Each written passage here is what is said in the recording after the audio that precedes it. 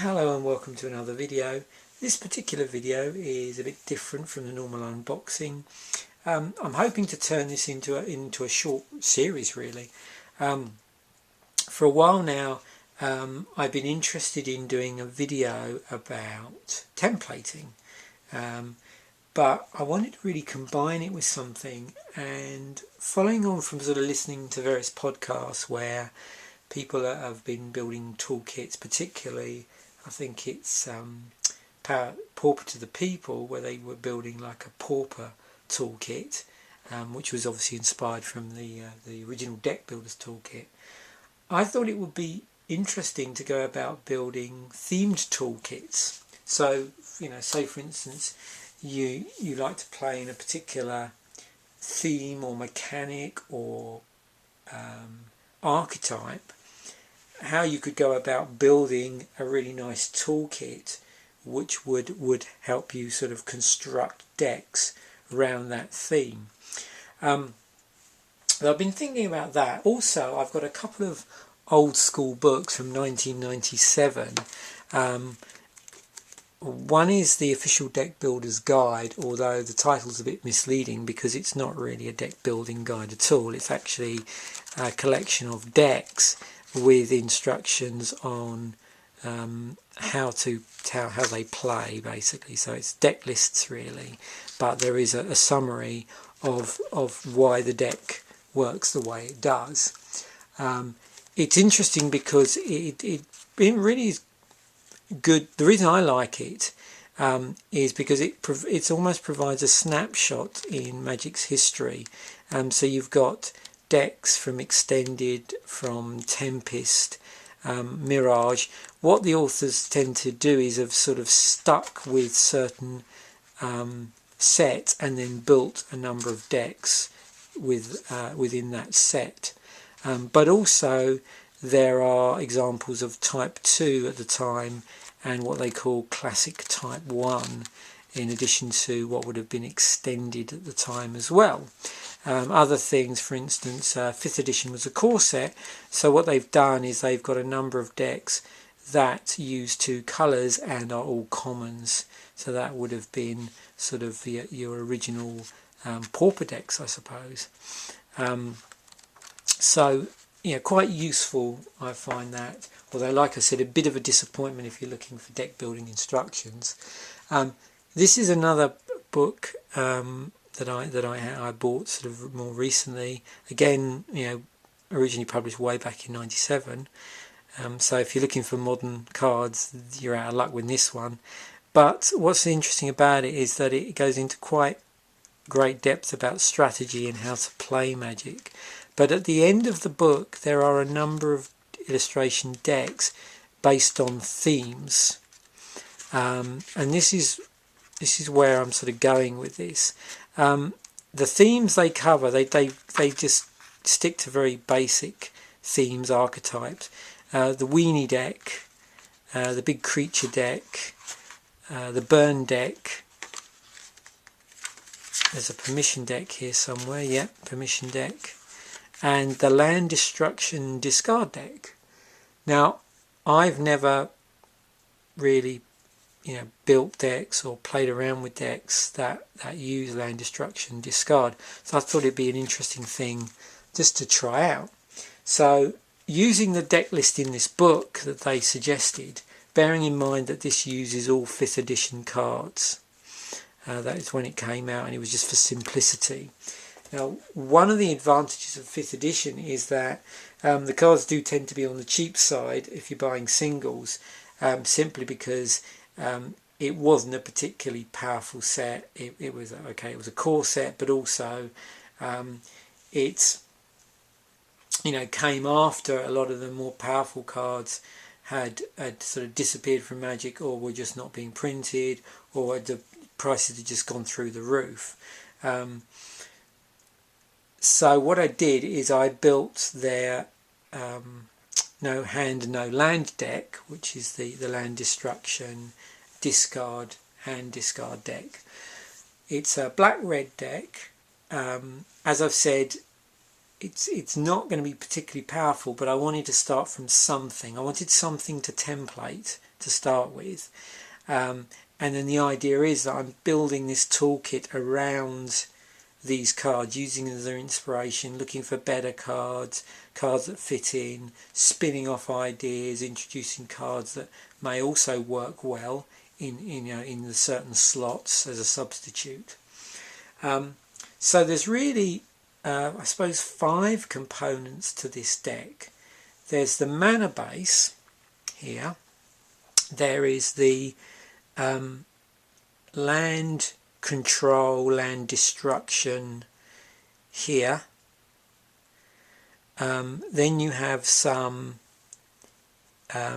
discard, some hand manipulation discard of your opponent. We've got our direct burn, plus obviously that can double up as creature removal here. And along with here an artifact that will, well, that artifact down there actually, sorry, that's also discard. And then we have a creature over there as well, which I'll come on to. So they're the sort of 5 elements of the deck. So what I was going to do with this is when I build the toolkit is sort of pretty much maintain those 5 elements. And so really how it's going to go is I'm going to do, I think, 5 episodes concentrating on the different aspects of the deck and talking about alternate cards and other cards that will complement that area, and then do a final one which sort of reconstructs a new deck based on my toolkit. That's where I'm going to go. Now, because of that, this series could take quite a long time to create, so there may be gaps between each one, but I'm going to carry on with the unboxing videos as well. But yeah, it's going to obviously take me a while to get hold of certain cards before I can produce the next episode, because I would like to do this with physical cards, actually build a physical toolkit, see what I end up with. So just to go through what's here in case it's not too clear on the camera, we got our black, straight black mana, which is our swamps. We got 1, 2, 3, 4, 5, 6, 7, 8, 9, 10, 12 of those. We have our mountain, our red component of the deck, or the red component of the mana. 2, 3, 4, 5, 6, 7, 8 of those. And then we have these cards here. So this is the most expensive part of the deck, actually. This is Sulphurous Springs. So I think how it works out very roughly, okay, is a play set of these is going to set you back about $10, somewhere around there. And the rest of the cards altogether is around about $10. So with these, what happens is you can tap them for 1 colourless mana, but also, and this is primarily the main use, I suppose, is to tap, add black or red to your mana pool, but the cost to you is that it's going to deal you 1 damage if you use that. So this is a way of fixing your 2 colours in your deck. So that's the mana base. Then moving on, we've got the actual land disruption, destruction and control. So over here in black we have Blight, which is an enchantment, and that's 2 black. If enchanted land becomes tapped, destroyed at end of turn, and there are 4 of those. We've got some mole worms in the deck, 2 of those, 2 and a black. There we go. You may choose not to untap mole worms during your untap phase. You can tap the mole worms. You tap target land. As long as mole worms remains tapped, that land does not untap during its controller's untap phase. So that's its ability, but of course you can also use that as a straight creature to both attack and as a blocker, but it is just a 1/1. Down in red we've also got some land related cards. So we've got this, another enchantment called Conquer, 3 colourless, 2 red, so fairly high mana cost there, and that allows you to gain control of an enchanted land, which means you can effectively tap your opponent's land for mana if you want to, and that will gain control of it permanently, unless this is obviously destroyed, unless your opponent has a way of destroying enchantments.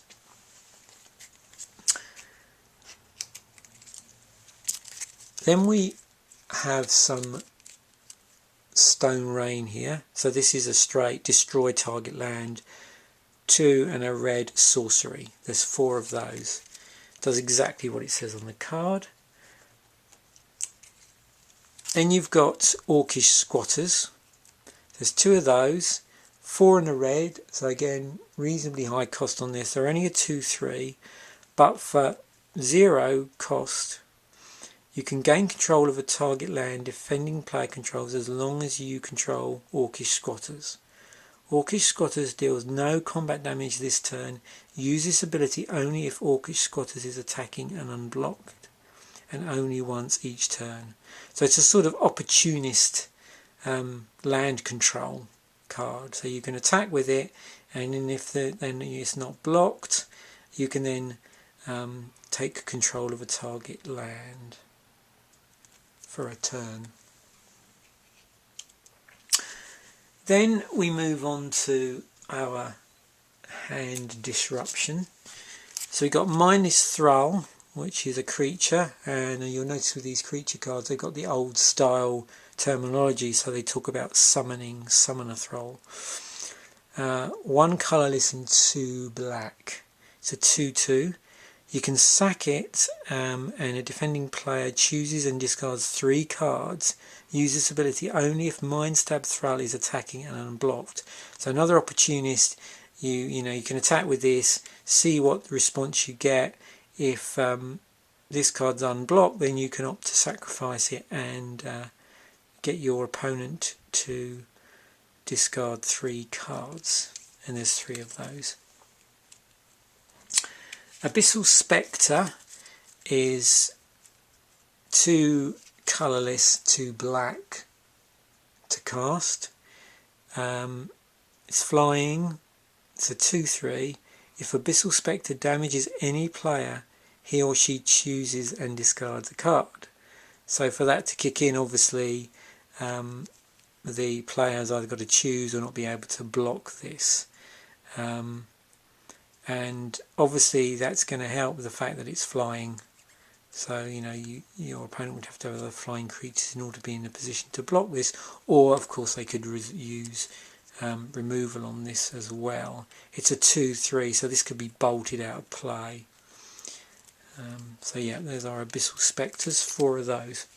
We've got Mindwarp, which is a sorcery, so straight sorcery here, no sort of creature shenanigans going on. It's X3 and a black, so quite sort of complicated mana there. Look at target player's hand. He or she discards X cards of your choice.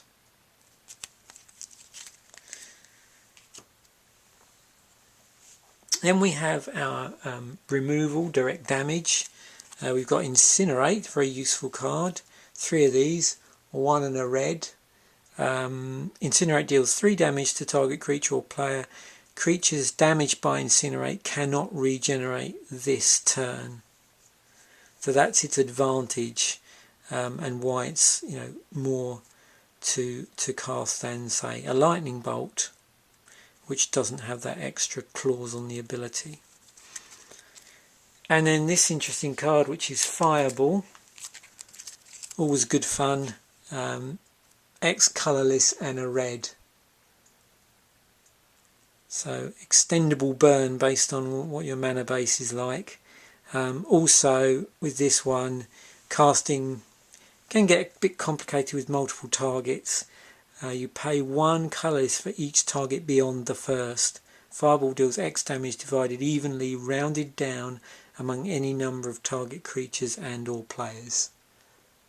So again, can be used as direct burn on a player, or for dealing with threats. But because that effectively, they're your only direct creature removal, apart from obviously you can use your creatures to do that. You may end up using it more for that, but again, it's quite good cards for finishing off an opponent doesn't have much life left. Disrupting Scepter, target creature chooses and discards a card. So this is back to some discard again. This is an artifact, it's 3 colourless, but you also have to pay 3 to tap it to activate this ability, and you can only use the ability once. So if you had 6 mana, you couldn't play this twice, and there's 2 of those. And finally, we have a card here which doesn't really feature in the land disruption or the hand disruption aspect of the deck, and this is just a knight of Stromgold, 2 black, has protection from white, so it's got a number of extra abilities here. So in addition to that protection from white, you can also pay 1 black and give it first strike until end of turn. And for 2 black, you can give it +1/+0 until end of turn. So you can do some interesting combat tricks with that. But it is a 2/1 for 2. So when I'm developing this toolkit, obviously there could be plenty of 2 mana black cards that I could substitute out there if I felt that they also had extra abilities which would complement the deck, or basically be as good as Knight of Stromgold. As I've said, this is really just a starting point, so I'm sure if I'd really gone through, done a first pass, I could have already substituted out things like obviously Abyssal Spectre. There are other spectres that might go in that slot which people would consider to be stronger. Knight of Stromgold is another thing. I might play around with my burn spells and choose different burn. The other thing which I've not covered yet, I've not talked about, and I just reminded myself actually, is something else I want to do, and that will probably have to be another episode, is look at having a complementary sideboard to go with this toolkit. Now when I talk about complementary sideboard, what I won't be doing is building a metagame specific sideboard, but what I will be doing is trying to make sure there's sideboard cards included in the toolkit which deal with specific archetypes or themes of deck which would really screw this deck up.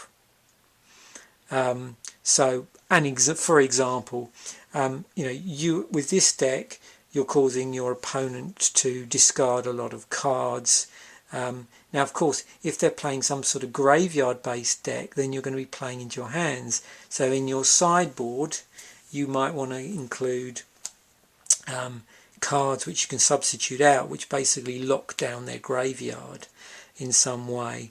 So that's the sort of thing I'm thinking about, is thinking about decks which basically would this deck would play into their strategy, or this deck would be really weak against, and then also including those cards in the toolkit that could be sideboarded. Other things I'm going to be looking at is the issue of mana acceleration. Obviously we've got a black deck here, so we can think of various cards that would, well, one in particular that would be good in a black deck for accelerating mana. Equally with red, I'm sure there's one card that does spring to mind, and that would be good for generating fast red mana. And again, I'd see that being as a feature of the toolkit as well. So so this is the starting deck, and when I get round to it next, which could be a few weeks' time, I'm going to be concentrating on mana, both in terms of other cards which I could use maybe in this slot with the dual colour, mana acceleration that I might want to include in the toolkit. And also another thing I'm interested to explore is, you know, the most appropriate artwork for this type of deck. Is there particular artwork that I might like which really, you know, says this is a land destruction deck? So that's where I'm going with this. Anyway, thanks for watching, and hopefully people are going to come up with loads of really useful comments about how they would like, you know, what sort of toolkit they'd like to build. Unfortunately, I'm not probably going to be able to include a lot of that, because once I've done this video, I'm going to already have to start thinking about what cards to buy next. So once I start buying cards, I may not to be able to, you know, include necessarily all the cards that people comment on, but probably we're going to be thinking about similar sort of cards in terms of the first thing, which is mana. But I'd be interested in anybody that got any suggestions for artwork that would look really cool in the deck for this particular bit. Anyway, thanks for watching.